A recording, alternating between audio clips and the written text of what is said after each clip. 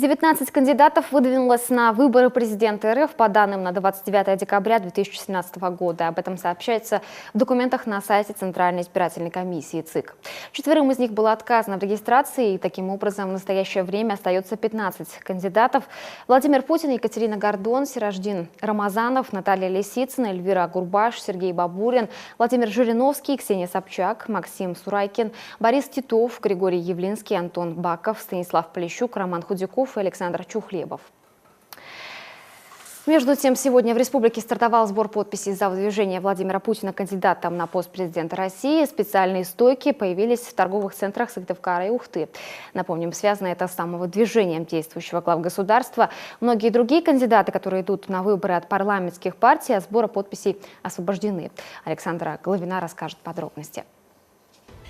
Главное политическое событие страны состоится уже 18 марта этого года. Масштабная кампания пока только набирает обороты. Для того, чтобы участвовать в выборах, самовыдвиженцу нужно собрать 300 тысяч подписей. При этом в каждом регионе должно быть не более 7,5 тысяч. Такой лимит установлен для того, чтобы свое мнение высказало большинство субъектов страны. Кандидатам от непарламентских партий необходимо собрать не менее 100 тысяч подписей. На один регион не более 2500, а кандидаты от парламентских партий освобождены от сбора вовсе. В случае, если кандидату удастся собрать подписи и проверка этих подписей покажет, что они являются достоверными и действительными, будет осуществлена процедура регистрации кандидата, и этот кандидат появится в избирательном бюллетене. После того, как кандидат пройдет процедуру регистрации, он получает право на пользование помещениями, находящимися в государственной и муниципальной собственности, для проведения встреч с избирателями. Ну и несколько позднее получит право на предоставление бесплатной и платной печатной площади, бесплатного и платного эфирного времени для проведения предвыборной агитации. У стоек собираются очереди тех, кто хотел бы поддержать выдвижение кандидата, действующего главы государства. При нем у нас жизнь стала намного лучше. И все, что он делает, Россия укрепилась, самое главное. В международной политике он очень силен.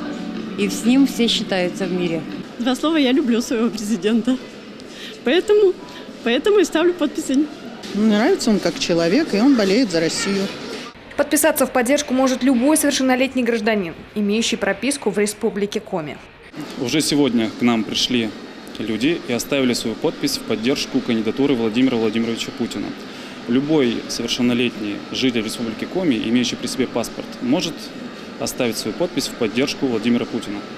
Пункты сбора подписей будут работать до конца месяца.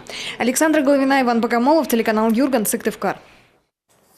Мы обязательно будем информировать вас о том, как будут остальные кандидаты осуществлять сбор подписей в поддержку своего выдвижения.